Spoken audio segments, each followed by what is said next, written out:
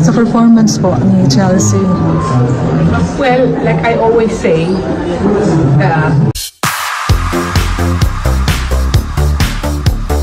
Nagsalita na si Miss Universe, Miss Gloria Diaz, hinggil sa sinapit ng kandidata ng Pilipinas sa nakaraang Miss Universe na si Chelsea Manalo, na tanong ang kauna-unahang Miss Universe ng Pilipinas.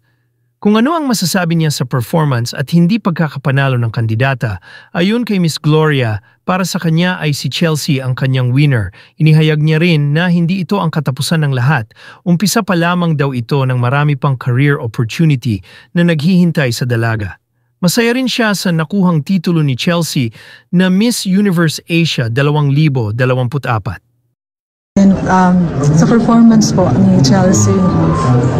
well, like I always say, winning or losing is not the beginning or the end. It is only a step towards your own, future, whatever it is that you do. Chelsea is beautiful. I've seen her many times in person, twice, 3 times. She's perfect. But maybe today, maybe it's not in her time. The winner was good, and medyo spoiled kasi tayo eh. We always want the winners, diba? And I think for the moment now, Chelsea is my winner. Okay. Ma'am, reaction na lang po na may bago pa, yung title po niya is Miss Universe Asia. Ano po yung reaction natin na may bagong title po?